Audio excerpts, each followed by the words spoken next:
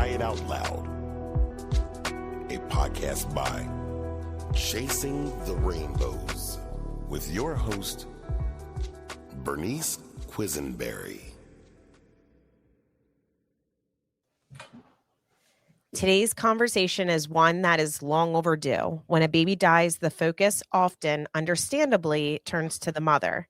But what about the father? The dads who are grieving too. The dads trying to stay strong while silently falling apart. The dads holding their partners through unimaginable heartbreak while navigating their own. The dads who often feel forgotten in a world that doesn't always know how to hold space for male grief. At Chasing the Rainbows, we know grief impacts the entire family. And while we provide free daily support for mothers and families navigating infertility, any type of pregnancy and infant loss, and pregnancy after loss, who we also deeply believe fathers deserve space built specifically for them. And that's why we are proud to collaborate with Sad Dads Club, an extraordinary organization providing support, community, and connection for grieving fathers all around the world. Today, we're joined by Rob Reeder, who is the co-founder and executive director of Sad Dads Club. Rob's story begins with profound heartbreak. In December of 2017, Rob and his wife experienced every parent's worst nightmare when their firstborn daughter, Lila, was stillborn. And just months before, one of Robbie's closest friends had also experienced a stillbirth, something that, barely was understood at that time. And through that pain, something extraordinary was born. What began as conversations between grieving dads became Sad Dads Club, now a global virtual community supporting thousands of fathers grieving from miscarriage, stillbirth, infant loss, and child loss while helping redefine what it means to grieve as a man. Rob, thank you for being here and for helping create space for fathers who so often feel invisible in grief.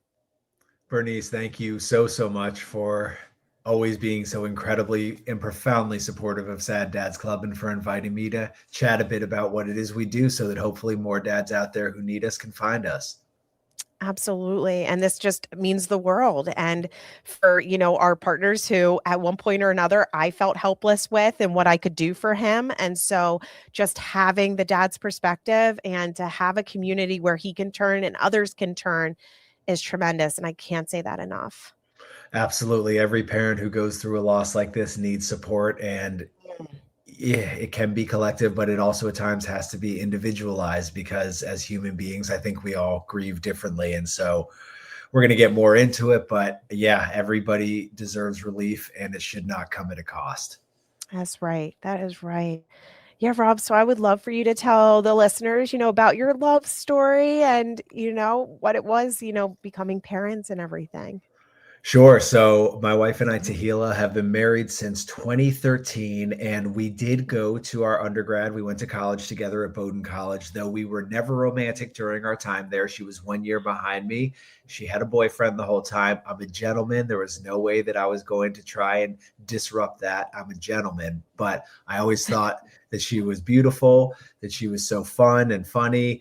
And as fate would have it, after we both graduated from Bowdoin, I was a professional musician in a touring rock band. We did not get that far, but we did a lot of cool stuff. And during that time, I was traveling a lot. That is where Tahila and I reconnected, and we were both just smitten with one another. And we were both in a position where we did not have any existing committed relationships. So that was where our love story kicked off, January of 2010. And we haven't looked back since. One of the earliest things that she and I connected on, or maybe not one of the earliest, but certainly early on, we both had a strong desire to be parents. So we knew through our relationship, the more serious it was getting, and as it definitely was leaning towards and heading towards marriage, that having a family is something we both deeply wanted. And we both also individually from a young age knew that we wanted. She always knew she wanted to be a mother. I always do. From the moment I remember understanding the dynamic of my father and me, between my father and me, I thought, oh, so I can be a dad one day? That's awesome. That sounds incredible. That's the only thing I would say that up to through adulthood that I've been certain of that I've wanted to be or do was be a father, have a family, have children. Wow. Oh my goodness. That's so beautiful. And so when you guys got married in 2013, and so what did it look like when you guys were trying to create a family? So we spent a few years just being happily married and traveling and Yeah. kind of flying by the seat of our pants. But then when it came time to when we decided that it made sense for us to try and have a family, it was actually when we moved out of Boston, where we had lived for 5 years, and we came back to Maine, which is again where we had met as undergrad students at Bowdoin College. And we always knew we wanted to also end up back in Maine. We just fell in love with it during our time there as students. And when we came back to Maine, that was when it made more sense. We had a house at that time. Friends of ours were also starting their families. We were in our early 30s, and that was when we started trying. And as it goes for many families, you start to try and it just isn't happening as quickly as you would like, want, or expect it to. So we went through the process of figuring out, is there anything wrong? Is there anything we need to have addressed, adjusted, whatever it is to help our chances, because it just wasn't happening for us. And I wish I had a better recollection of exactly what the outpatient procedure that my wife endured was, but I remember the doctor referring to it as a quote unquote reset. And then there was some ovulation assistance medication that came into play. But after both those things, we were able to get pregnant with Lila. I had actually mentioned being a professional musician in a touring rock band. I say that so like as not egotistical as I possibly can. It was just friends of mine and I who hopped in the van, and we had an opportunity after getting signed to a major label for a few years to make a go of it. But that band of mine, we stopped touring in 2010, but in 2017 we got back together and did a reunion show. So I remember it was shortly after that my wife and I were able to conceive. I think that rock and roll energy really gave me like increased, machismo or whatever it was. So maybe the medication and the procedure weren't as or were just as important as stepping back onto the rock and roll stage. But I add in that little detail only because I remember it, not because I add any sort of seriousness to what that contributed to the conception. But that in early 2017, we found out we were pregnant. And as soon as we could, we wanted to know the gender just for our own curiosity, not being able to wait. Oh my goodness. Yeah. And so on your journey you went. How amazing is that, right? You're newly married, so in love, excited for your firstborn, everything that you've hoped for, just re-signed, or getting back out there touring. So it sounds like everything you wanted, like all of your dreams are starting to come true. I had a job I loved. I had a great manager at the time at that job. I was living in Maine, which was a dream of ours. And now we were fulfilling another dream, which was expanding our family. And when we found out it was a little girl, I would have been thrilled no matter what. It's a thrill unto itself. And I never strongly had any preference for, do I want a boy? Do I want a girl? I just wanted a family, and I wanted a healthy, happy baby. And so as we're pursuing the pregnancy journey, everything was moving along completely normally. Everything was measuring properly, growing properly. Everything was just as you would want it to be, exactly by the textbook of what is a healthy pregnancy. Yeah. Wow. So she was growing. You guys were just so excited to welcome her, getting your house ready. I mean, you made some big major life changes too at that time. You moved, from being in Boston back to Maine and all of those things. So of course, and around your families and all of that too. Yeah, it was a lot of big change, but it felt like a lot of things were lining up exactly as we hoped, and we felt very incredibly lucky. We were fulfilling so many dreams that we had. It felt a bit surreal when I reflect on it, to think about how was I feeling during that time, which is sometimes hard to access, having gone through the inevitable loss of being like, well, what did I feel like? What was life like back then, when things felt certainly a lot easier, a bit more carefree? And we continued on with the pregnancy, and months were going by, and we're getting the house ready. We're getting the car seat installed, all the things you do to prepare that get you equal parts. No, I shouldn't say equal parts. It gets you a little nervous, but far more so excitement is the overwhelming emotion that you have surrounding that anticipated arrival of your child. Yes, absolutely.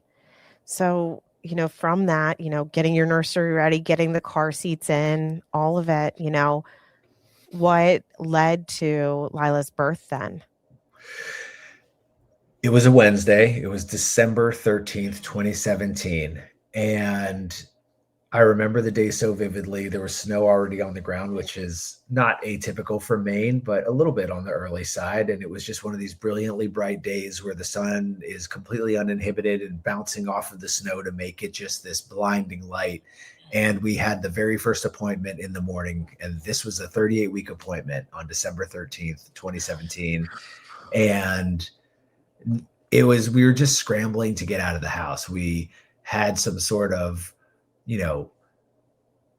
snip with one another about whether or not we had to put the trash or recycling out. And we were running like a little bit behind, and I'm an obsessive, like punctual person. So I can be a little bit of a nuisance when it comes to even the threat of being late to anything. And I just remember it being it was tense only for that reason, but because the morning was so flustered and everything was so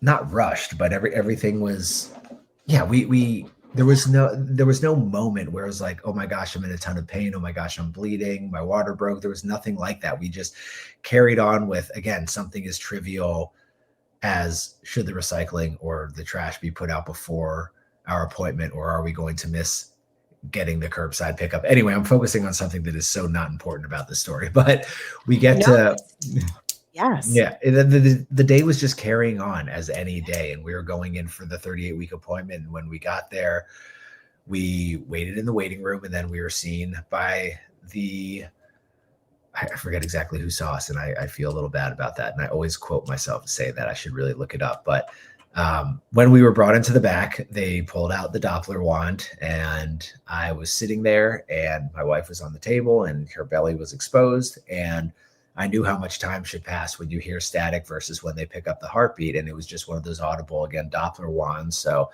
you're just waiting, you hear the like, ooh, and enough time had passed that I sort of straightened my posture, and like heart sank a bit, and started to think like, why have we not heard the heartbeat yet?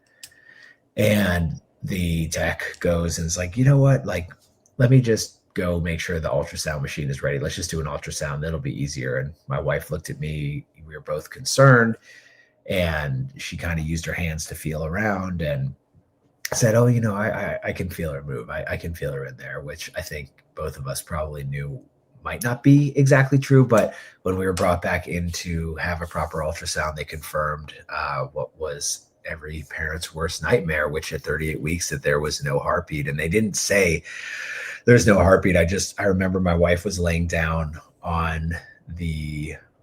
while getting the scan done, and the technician and the doctor just looked at each other and shook their head, and the doctor took my wife's hand, and that was when we knew that there was no heartbeat. And I could see on the monitor, we could hear that there was nothing, and that was when they confirmed just the absolute worst outcome that anybody could anticipate or not anticipate. It was then when the floor vanished. It was then when the nightmare of the preceding moments began. And I just remember putting my hands over my face and being like, I don't want to move my hands. Like, I want to keep them here. I want to hide from what is going on, like literally, figuratively, actually, there was no place I would have rather not been. And that's only to say there was no situation I would have rather not been in. And, my wife's like crying and screaming, and I don't remember how we even, or what door we went out of to leave the office. I have no recollection, because they gave us instructions saying, we're going to call the hospital for you. They'll expect you.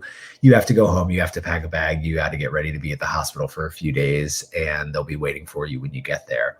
And everything around the commutes from the time it happened, I just don't remember, which honestly makes me think that for these types of things, they should have some sort of, not that anybody would want to be with anyone else, but from a safety standpoint, I wonder if people should have some sort of ride service figured out for families who go through this, so that they're not operating a vehicle on the road when they're trying to make sense of something that is so disorienting.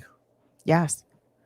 Absolutely, Rob. Well, in those moments, you're expecting that this is going to be probably the final appointment or close Right. to, and getting ready to go and find out if she's like dilated yet or anything like that, right? And Yeah. hear the baby heartbeat, and then when this news hits, the trauma of it, especially, there's no warning, it's out of nowhere, and it's like you're having an outer body experience. Like, how is this happening to us? Like, how this like cannot be. Like, what are you saying to us? Like, we just felt her kick yesterday. We just felt her Mhm. move. All of those things. Like, it's so true. Like, anything after that, like all the trivial things, like driving, like going home, like all of that. Like, how do you remember that? Because like your Yeah. mind is just not with it. It's spiraling.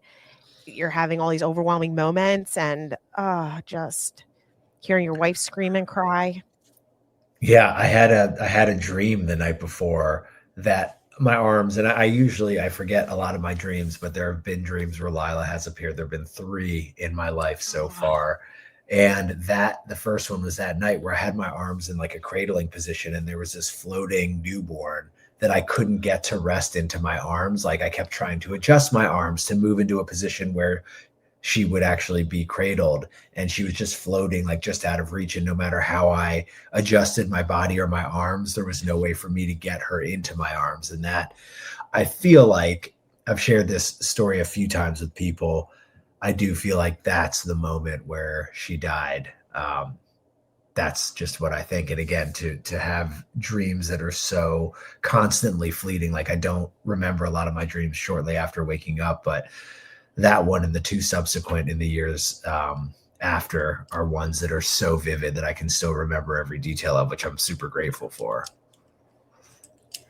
absolutely. It's like you get to meet her in your dreams. Oh, it's so Right. heart-wrenching, It right? is. I mean, yeah, they wreck like that one. I was like, oh, weird, because I didn't know. But in Yes. reflecting, I put together that that was probably the moment that she died. But then in the 2 subsequent, where she appears the age that she would have been, those I've like woken up from just so I can barely move. They're so awesome because they're an opportunity to reconnect with her, to see her and who she would be at this age, but they're so emotionally exhausting. Like I've never experienced dreams that are so upsetting, but Yes. also like I'm like, give me more of those. Like I want them, even though the physical and emotional toll when I wake up is heavy. Yeah. Because it is. It's that connection to them and to see them and to have that time that we don't get with them here, and to Right. have that, is so just meaningful, but also like that heart gut-wrenching feeling, and just Yeah. it does, like physically, mentally, emotionally, just takes so much out of us. Yeah. It sure Oh, does. thank you for sharing that. It's so in those moments then, when you're going home, you're scrambling, you're getting everything together to go to the hospital. It's oh, Yeah. yeah, It's takes you right back. chaos. Yes. It's it was nuts packing up to like, what do we need? How can we even think about what we ourselves need when we have lost the very thing that we need? And how long are we going to be there? And what decisions do we need to make it when we get there? And Yes. yeah, that whole day was, it just felt like it lasted forever. It was pretty, from going to the first appointment of the day in that 38-week appointment to then having Lila delivered at 10:49 p.m. That day just like it just sprawled on. It just would not end. And they put us into a room when we got there, and some couple hours into being there and just like existing in this space where I see my wife right there across from me, and she's still so pregnant in the way that I've seen her for the last almost 9 months. And I had a panic attack, just being like, I couldn't. That was the first panic attack I've ever had. And I was so overwhelmed by seeing my wife and seeing her pregnant belly and seeing this sign of what was historically this hope and this love and this joy. And not that the love went anywhere from that image. It just was so unfathomable. It's like, wait, is she really dead?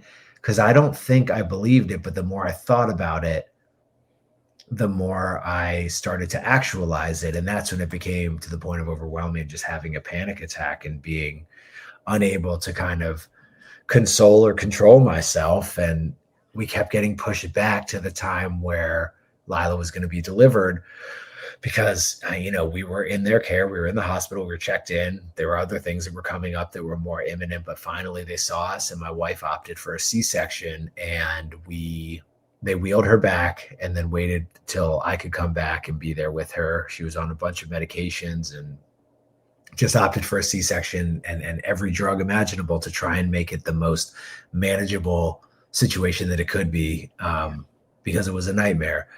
And I remember going back there and she was obviously very medicated, which I was grateful for. And I just sat there with her and talked to her, and she seemed very calm and very zen and very centered and, a little loopy. And then they delivered Lila, and that was like the moment that I was like, this is really real. It was just, I can still see it so clearly. It was almost like there was a pillar of light, like in the operating room. And then they pulled her out and she just looked like a sleeping newborn. And it was so quiet. It was just the beeping of the machines became completely faint, almost inaudible in my mind. And that silence, because of what I had envisioned being such a moment with these anticipatory sounds of crying and joy, of just silence. And it was so huge. That silence was massive. Yes. And they had me come over and cut the umbilical cord. And the hardest part, I think, that was seeing Lila born and then seeing her put down and just like lifeless was very traumatic. And then, they swaddled her and they gave her to my wife, and she was still obviously heavily medicated. And my wife was saying like, oh, my baby, I love you so much. And that was super hard to watch because I was like, wow, is she so medicated that she doesn't remember like what happened, or does she not remember that Lila's dead? Like it was complicated, to put it mildly or simply. And that delivery room, just that was what for me became that was the point of the most intense trauma, I would say, for me, was everything I saw, and with the blood and with the lifelessness and the silence and the not knowing if my wife at that moment forgot that Lila died. It was so swirling and so intense.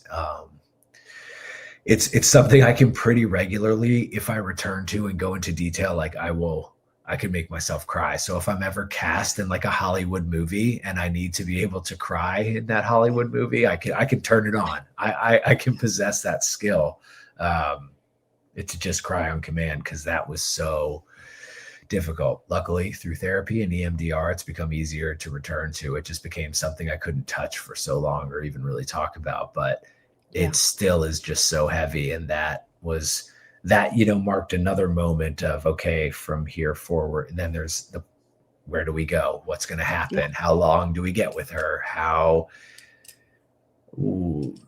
Dealing with her turning in a way where it's like, okay, we have to go soon, because they can't, even with a cuddle cot, the cuddle cot is now run its course. Like we can't, she's changing. And that is exceptionally difficult. Once again, back to commutes, like I just don't remember leaving the hospital at all. I don't remember if we took stairs, elevator. I don't remember driving home. At the time, we lived very, very close to the hospital. I mean, so close we could have walked, but I have no recollection whatsoever of leaving. And I think that's likely because we didn't have moments where we left her alone. And so that was like a definitive separation. And I think that was pretty hard for me to,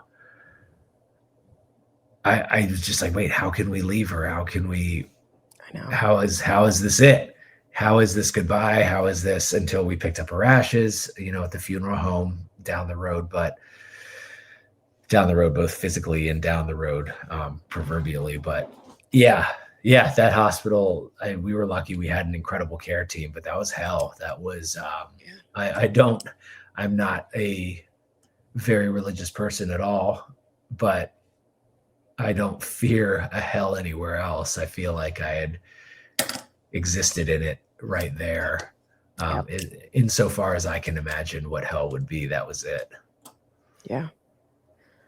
I know. And really, Rob, leaving the hospital empty armed, having to plan a funeral or plan, cremation with a baby that just days prior you weren't, it's crazy. Like when we get married, plan to have a family, never in a million years do we plan to have that unimaginable worst case scenario happen to us. Yeah. And leaving the hospital knowing that that's the last time physically we'll ever see our children is just, there just are no words. It's awful. It's we talk about it a lot in Sad Dads Club, that like physically removing ourselves from being physically with them forever, in that there is always there's such an end point to their physical presence in your life, which is really difficult, and certainly do things to keep them with us through signs and spiritually and honoring them in different ways. But that physical component is still one we can't do anything to get back. And so that's why we work so hard to really emphasize every other way that we can keep their presence and amplify it wherever and whenever we can. Yes, absolutely, Rob. Well, thank you for sharing, Lila's birth story, her, everything about her in these moments. So thank you. Oh, you're welcome. Yeah. When you both were leaving the hospital, of course, and that mental health, right? Just realizing like you literally were going through hell on earth right there in those moments. Like, how did you start to recognize or see in yourselves that maybe you needed more, you needed a sense of community or people who understood what you were going through? Well, I think we were lucky in a lot of regards, which is hardly a word that people use when talking about something like this. But I did have, I knew we needed help from a professional. I'd never done therapy leading up to losing Lila, which is not at all a flex. It's more like, wow, I can't believe that was when I could have. Everybody can stand therapy. I don't think it's a sign of weakness. I think it's a good outlet and a healthy one where people can as adults, we have complicated lives and we go through complicated things and emotions are complicated. So having a dedicated space to really figure those out, for me, it allows me to return to life in a more balanced and sensible and controlled way. So as I mentioned, we were lucky. I always put it that we had the fortunate misfortune that one of my best friends from college, Jay, who is a co-founder of Sad Dads Club, 11 months earlier, he and his wife lost their second born, their second child, their daughter Bella, at 41 weeks. And so that was January of 2017. We lost Lila in December of 2017. So in that same calendar year, and we were living very close to one another. We had also gone to Bowdoin College together. And I was there for him as much as I could be. And I saw how devastating this loss was for his family and how complicated it was. And I had someone I could go to immediately, and I had someone who was there for me even while I was in the hospital. I had someone who took the car seat out of my car, and I had somewhere to go. I had a net. I didn't hit the floor. I didn't fall all the way down. I had someone to catch me. And 7 months after losing Lila, through a mutual college friend, we were introduced to Chris, who's another co-founder, the third co-founder of Sad Dads Club. And the impetus of Sad Dads Club was that the three of us as fathers were spending a lot of time together, and we realized and recognized that this is an incredibly helpful resource for all of us to have one another, to have a place where we can go and actually say everything or say nothing, but no explanation whatsoever is needed because we just inherently get it. And whenever you connect with a lost dad, I always use like my hands to describe this, because like you meet someone as an adult or as anyone and you start at this level, but if you meet another lost parent, you're like there with them just because you have this elevated sense of understanding of what their life is like, or at least what they're going through. So I might be jumping ahead here, but that was the impetus, like that, the three of us spending a lot of time together and realizing like, hey, this is really important. And this is really great that we have one another to lean on. And there are probably a lot of dads out there who don't have anyone in their community or any loved one who's ever been through anything like what they're going through. And that's where alienation and isolation and grief is going to manifest. And that's when it gets really dangerous. And that's what we want to eliminate with Sad Dads Club. Is we thought, we don't want anybody out there going through this alone. We don't want somebody thinking that this has only happened to them, because if they have nowhere to go, if they have no one else to process that grief with, if they don't have resources to other, clinical or professional mental health services that could help them, it's a little scary to think what might happen to them and what might happen to their life. Absolutely. Absolutely. This is something, so traumatic and happens to, young couples, different circumstances, whatever, and having, spaces that are safe and feeling that sense of connection, someone who actually understands what you're going through or has been on the path that you're going through. There is nothing more powerful than that. To hear it from someone like, how did you handle this situation? How did you, handle this? So you can find your own way, make your own way, but understanding that you're not alone in this and that you're not walking this path because there's others of us who have. But stillbirth, infant loss, all of that is not really talked about. So understanding, and that's changing now, right? With Sad Dads Club, Chasing Rainbows, all the things. But it's like to have that community of men, lost dads who understand what that you're going through, like you've been on this path, is so powerful in that room. Absolutely. And I've seen someone not long ago ask me, how do men and women grieve differently? Said, I don't know, because I'm a man. So I but in all seriousness, that was just to be a little funny, but I don't know that we grieve that differently. I don't know that there is a different internal, like emotional and physical turning and churning and pain and tension. I just know that there is not an invitation historically, societally, generationally for men to be really vulnerable or to talk about what they're feeling. And the adage of be a man, which is defined historically as that means grin and bear it, or whatever other saying of suck it up, or that's just not a realistic expectation of any human being enduring the most traumatic loss of their life. And I think what I've seen from the men in Sad Dads Club is there is a willingness to be in touch with their feelings. There is a desire to express things that are difficult, to have someone to talk to in moments where they feel really low and really alone. And it's just a matter of facilitating that space, nurturing that space, and making sure that that space looks like one that is comfortable and adjustable also for anybody who enters it. And that just means like any way that you show up in Sad Dads Club, you can be.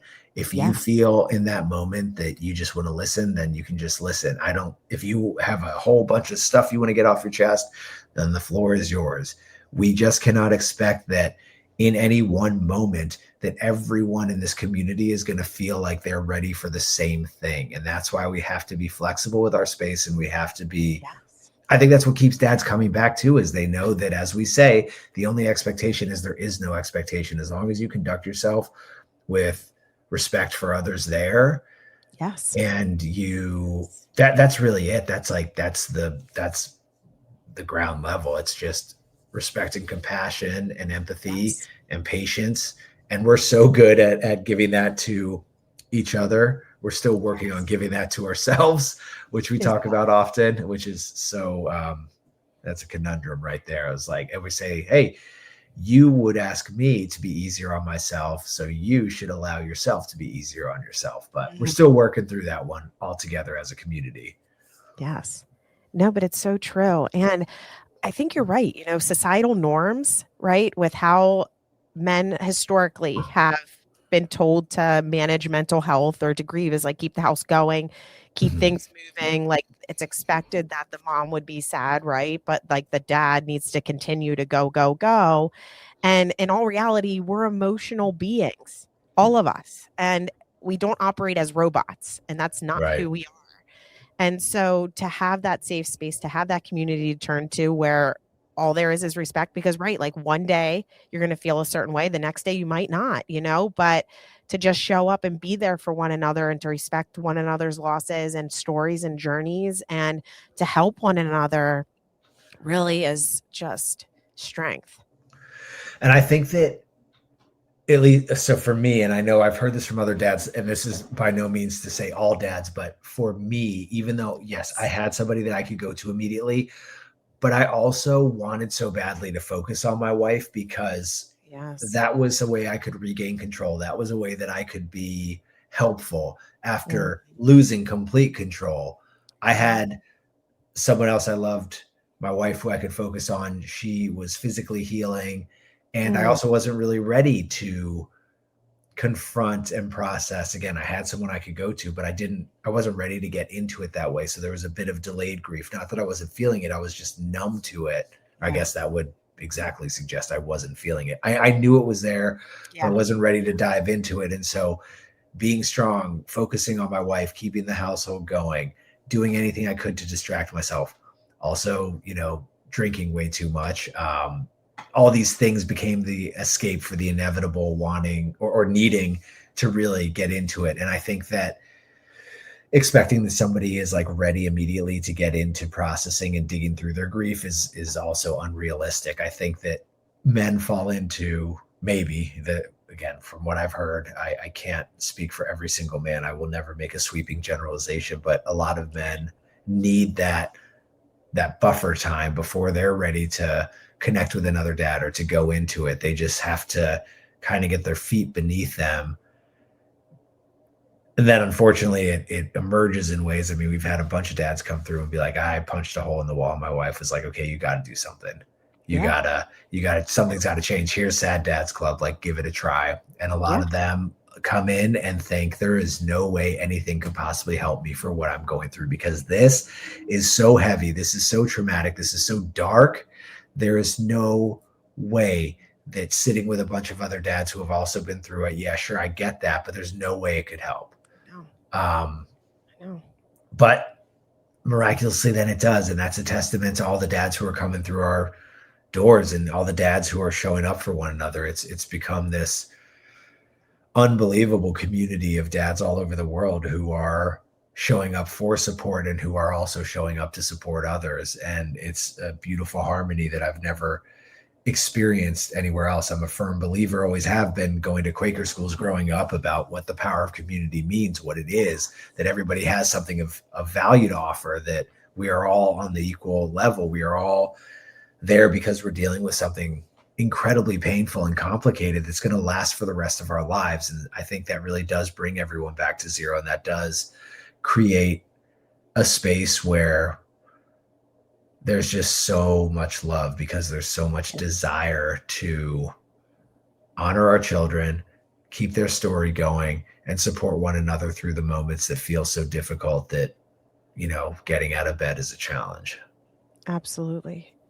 And it comes out in other ways. And I think, Rob, that's really important too, because it might not be that immediate help or knowing that they need immediate help, but, punching holes in walls, maybe drinking too much, or, different on like, and at that time, maybe not recognizing it because we did go through something, so horrific. But, when that starts to become like the pattern or, unhealthy, but for a partner to maybe recognize that and say, hey, here's this community that understands or is there for you, during this, to turn to in a gentle way. Right. And be able to cope in healthier ways. What are some of those coping tools and services that is available through Sad Dads Club? So we have two main areas of impact. We have our non-clinical grief support and then our clinical grief support. So our mission statement is that Sad Dads Club helps fellow bereaved fathers navigate life after loss by nurturing a supportive community and providing access to mental health services. Of that last line, nurturing a supportive community, that is where we provide non-clinical, community-based peer-to-peer support, whether it's virtually or in person. We have a Discord. We have a private channel on the Discord app that is a free app for anybody unfamiliar. And that is active literally 24/7. There are dads all over the world who are on that. If you reach out to us, you attend one of our Zoom meetings, we give you an invitation link to join that private channel.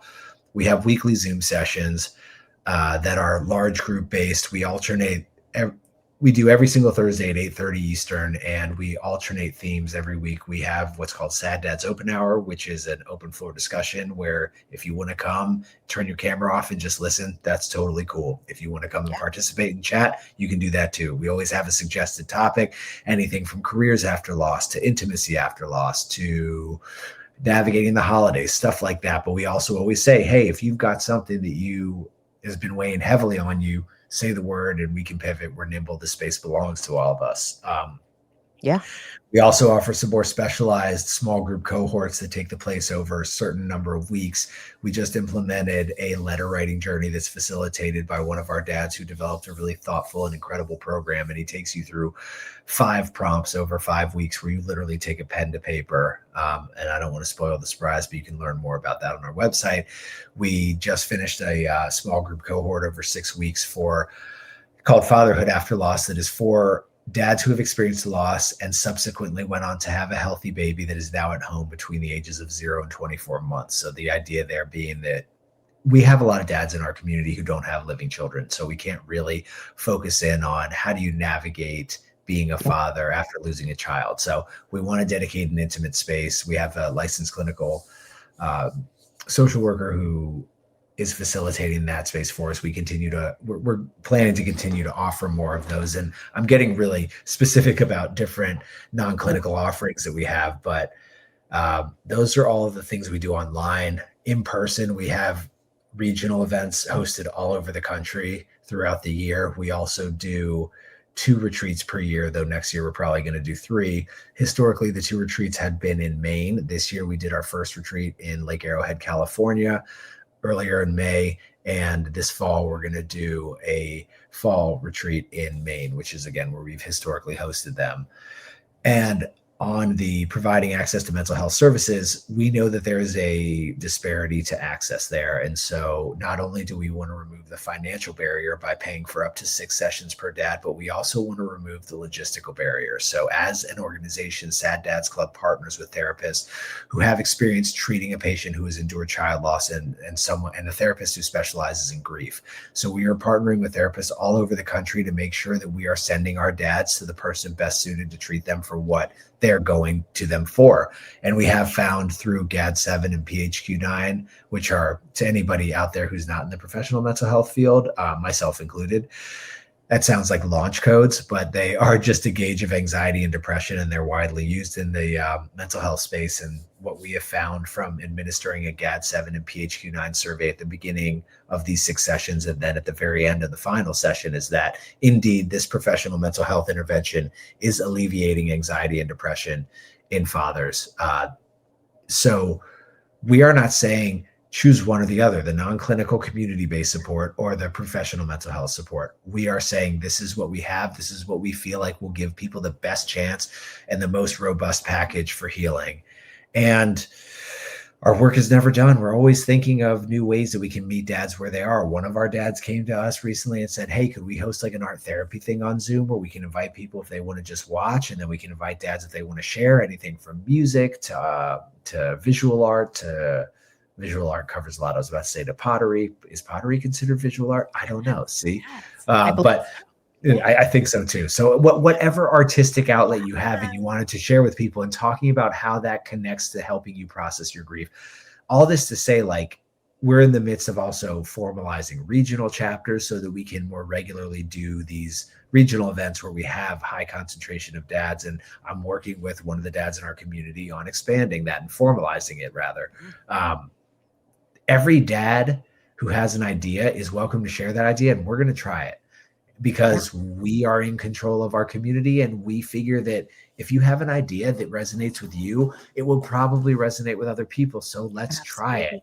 And that is back where the concept of this truly is a community. Yes, I am currently the sole full-time employee of the organization, but I am only speaking on behalf of it. What Sad Dads Club is and what we do and what is special about it is because of every single individual father who shows up and continues to show up. That doesn't mean that, and I don't say that to mean like, hey, if you come, you better keep coming back. You're supposed to come if you feel like it helps you. Yeah. And it's supposed to be there when you feel like you need it. But we have such an incredible community of dads who are so eager to see this grow and to see what we offer, be able to meet any dad where they are, that again, if a Exactly. dad has an idea to do something, let's try it. We're always going to try it. Absolutely. Absolutely, Rob. I cannot say that enough. And I think that's why we connect so well, because it really is that individualized approach, and also understanding that it's not just your voice or my voice or this Right. person's voice or that dad's voice. It's really a community of voices, because you don't know who's going to resonate or connect with that voice and that story, because it might not be you, right? But Right. understanding, recognizing that, and maybe it's something that you didn't need, but something that another dad needs, like art therapy. But that also speaks volumes about your organization and how you guys are willing to evolve, grow, expand based on what others need and not based on what you're saying they need. Exactly. We can't say definitively what every dad needs, but we will No. try what we think is right and what other people suggest. Yeah. And as we see it working, we'll keep doing it. And Yeah. that's what we are committed to, is trying to meet each dad. We know we can't be everything to everyone, but we can Exactly. certainly try our best to meet dads where they are. And that's what we're committed to. Absolutely, Rob. That is so beautiful. For someone listening who, loves a grieving father, what should they do, say, to help them, or to, get them connected to Sad Dads Club? Make sure they know that we exist. Don't push them to say, "Hey, it's Thursday night. Are you going to sign on to their Zoom?" Just let them go at their own pace. Make sure they know what we have available, which I know I spouted off a whole bunch of things. Few of them are easy to remember, but just consider that we have online based support regularly. We have in person meetups as well as retreats, and we have access to professional mental health services that we pay for with therapists whom we're partnered with. Just Mm, make sure they know how to reach us. saddadsclub.org. If you go to the connect and contact tab, that goes directly to my inbox. Something that we are committed to is making sure that we're getting back to dads in a timely manner. Usually, if a dad reaches out, they're not going to wait more than 24 hours to get a response from us. And when they hear back from us, they will have a list of resources immediately available and an overview of what it is we offer. Just make sure they know we exist. That's what I would say to anybody out there who loves the lost dad and who wants to help them. The goal with Sad Dads Club, I feel like I've always said the goal. We have many goals, clearly, but yeah. the really, like, the ultimate goal is to make sure that no dad out there who is navigating child loss thinks that there's nothing out there for them. So as long as they know, even if, what I think about almost every Thursday after we conclude one of our Zoom sessions is, I wonder who out there was about to come, but they didn't come, but they Yeah. still got the comfort knowing, okay, it's going to be there again. And consistency is something that we were committed to right from the jump. When we started this, we said, if we can't be consistent and reliable, then we better pack our bags and get Yeah.